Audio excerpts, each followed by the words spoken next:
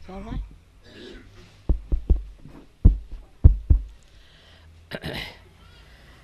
So today is a very happy and a very, very auspicious day for all of us. That we have to offer just a thread to our brothers for their protection. I've already told you the story of Alexander the Great. How many of you have not heard it? Raise your hands. Look at that. Can't be. All right. So I'll tell you the story of Alexander. You're very clever, I know. All right. So, the story of Alexander is like this. That Alexander the Great invaded India, much before Buddha was born. Or we can say after Buddha was born. And he went with the idea of conquering the whole of India. He was a very powerful man. But God did not want that, perhaps. So he was once defeated, and one king called Puru arrested him. Alexander had married an Indian lady. And when he was under the arrest of this king, that was the day of this Raksha Bandhan, the same day. So, she was a clever lady. She put one thread like this in a small little plate and covered it nicely with some nice cloth and sent it to the king Puru in his court. When he took it to the court, somebody and gave it to him, he had to wear it because that was the day of Raksha Bandhan. And that day, anybody who sends you this thread, you become the brother. So then he asked, "Who is my sister?" So they said, "She is the wife of Alexander." And he got really upset with it because a sister's husband is something very great in India. So he rushed to the jail and he fell straight on his knees and begged of his pardon. He said, "I'm sorry, sir. I didn't know you were the husband of my sister." He said, "What? Yeah, you are. And I'm sorry. I'm very sorry for this thing that I have chained you this way. I have put you here and behind the bars. This was very wrong on my part." And he was so apologetic that Alexander could not understand the whole thing. Not only that, he brought him back and put him on the throne, his own throne. And he said, "Now you rule here. I cannot say anything. Now you become the real king and I have to become sort of your subject." So Alexander started looking at him. He said, I can't understand this. So then he went to his house. With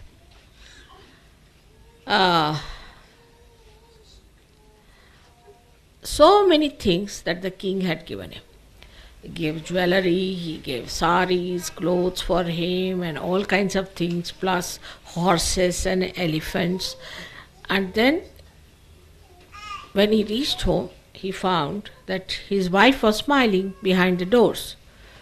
He said, "What's the matter?" He said, "Don't you understand?" He said, "No, I don't understand. These Indians are funny people.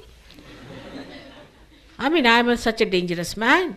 He had put me in the jail and now he has released me. I just can't understand these Indians. How can this happen to a person who is so dangerous?" So then she smiled and she said, "See, today is the day of Raksha Bandhan and this is the thread I sent him. And because this thread was tied to him, he became my brother and he had to release you because you are my brother." He was so frightened. He said, "That settles it. I am going home." Because with these Indians who can leave a prisoner only on a thread, you can't manage. These people are very difficult. He could not understand. somebody can translate it in Italian, because there are some Italian people here. You can do it later on. The story can be told to them in Italian language. So this is what it is. It's so important that on this day, if this is tied on your wrist, then you become brothers and sisters. Now in Sahaja Yoga, brotherhood is the most important thing. That is the friendliness among ourselves. When you are very good brothers and sisters, first of all, your left Vishuddhi improves. This left Vishuddhi. You get this left Vishuddhi because we don't have proper brother and sister relationship. It's not that we should have our own sister, but any woman who is a Sahaja Yogini is your sister, except for your own wife. And this is the feeling. Unless and until we develop that pure feeling within ourselves, you cannot work out Sahaja Yoga. Sahaja Yoga cannot be worked out. I know it's rather difficult to digest, but it's a fact. You have to feel clean and pure within your heart. Now see, we are so many Sahaja Yogis together, live in ashrams. We have no problems. But supposing if you had these problems, this girl is running away with that boy is running with that girl, you would not have known with whom she is living today. And those problems can only be solved if you have the proper sense of a sister and a brother. And that is our dharma. That is our valency. That we should know that we have a brother who is our Rakhi brother, and all others are also our brothers. A pure relationship must exist between brothers and sisters, and of course you have your own wife, which is your private thing. There should be something like private in Sahaja Yoga, and that is the only thing that is private for you, that you are husband and wife. The rest of it is all collective, and we have to live in a collective way among ourselves in very pure relationships. Now, as it is, we have to be in a collective being. At the slightest provocation, people become non-collective. They cannot have rapport with other Sahaja Yogis, they cannot talk to other Sahaja Yogis, they cannot live with other Sahaja Yogis, then something wrong with them. They must understand something wrong with them and nothing wrong with others. I know of a Sahaja Yogi who came and told me, Mother, they are very unkind to me, they are very suspicious of me, they do this and do that. Nothing of the kind. It was his own mind that was working like that and giving him ideas against other Sahaja Yogis. So never criticize your brothers and sisters. There is no need to criticize. If you have to criticize, criticize yourself. Best way is to criticize yourself and see for yourself what's wrong with you that you cannot fit into the collective. As you know, it's a tremendous task and so important today, so vital, that we all should establish Sahaja Yoga properly. Without Sahaja Yoga, do you see any other remedy, any other solution for today's chaos? We do not see any. Now what do we have to do? I don't say you must bring Himalayas here. Nor do I say that you must swim for 7 miles together. Nor do I say that you must take a plane which will take you round the world in one night. Nothing of the kind. These feats are not needed. A simple feat of rapport, of love being communicated to others. Just a simple thing it is.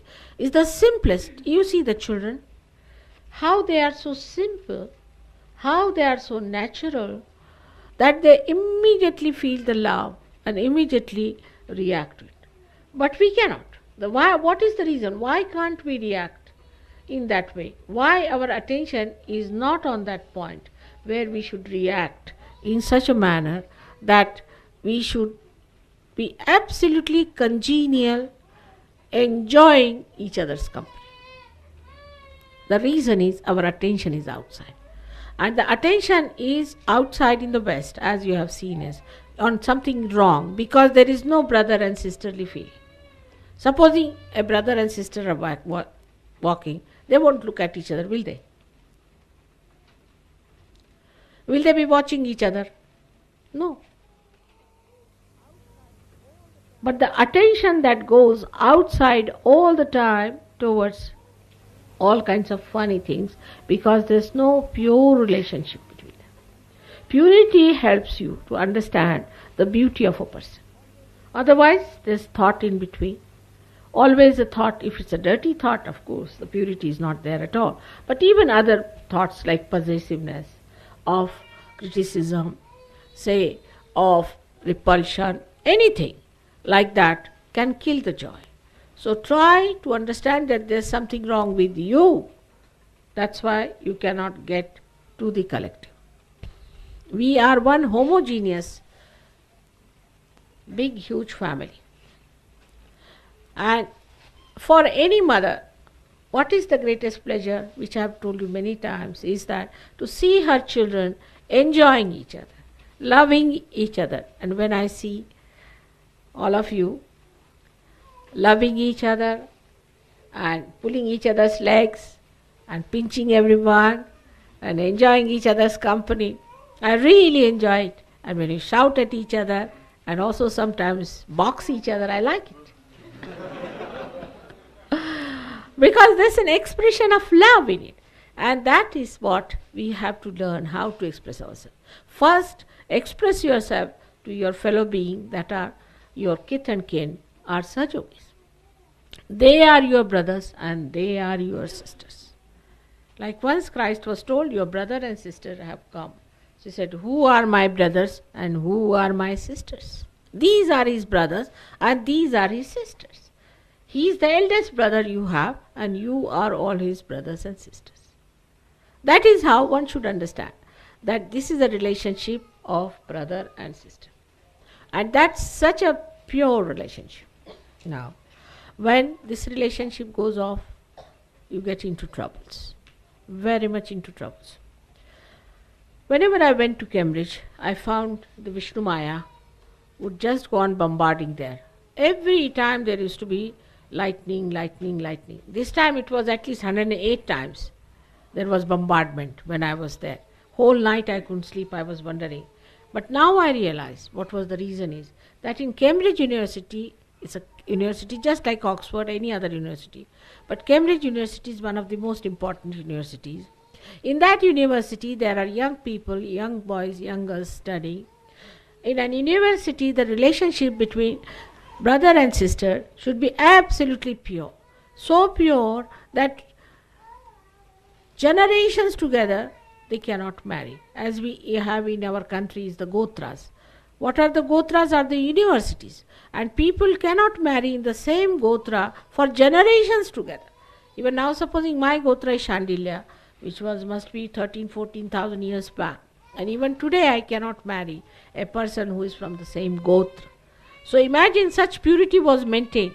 And that is what it is in a university. There is no purity maintained. That's the reason in Cambridge I found that whenever I go there, Vishnu Maya goes on just, I don't know, she just goes mad. And every time we have had this experience. And now I know the reason, so I'm sure next time she won't do that. It's very important, especially in young age, to understand that we have to keep our attention very straight. If you do not gather wisdom in young age, you can never have wisdom in old age. In young age, you must try to gather wisdom. It's very important. And this wisdom comes from Shri Ganesha, as you know. And what is Shri Ganesha? Is innocence, is purity, and also is knowledge. From that it comes to you, and that purity has to be kept the way Shri Ganesha had kept in his own incarnation as Christ. So we have to understand that our attention has to be so pure that it should not waste any one of our energies. You know that with purity in your eyes, even a glance can create such a beautiful life for others, even a glance. So one has to try is to get very pure eyes. Thou shalt not have adulterous eyes. This is what we have to follow, all of us, and our attention has to be alright. For that, this Raksha Bandhan is a very good thing. Is a very good thing in which you create such personality of your own that you do not anymore try to put your attention onto wrong things. Now this attention goes out with many other things also, like aggressiveness, can be possessiveness. But the main thing is this, that if you do not have lust in your eye, 50% you are alright. And half for 50% is greed, for which you have to work on the Nabhi Chakra, and which will work it out on Diwali day. So for today, I think we have to remember that to get rid of all the lust from our eyes, we are celebrating today this beautiful, auspicious day to celebrate the love between brothers and sisters. Now I don't know whom you have chosen to be your new sister today, but it should not be just a thing of a lip service. Sister is a sister, and all your life you have to remember she is your sister. You have to look after her benevolence and her good life, and she has to bless you, or she has to pray to God that you should be always protected. May God bless you all.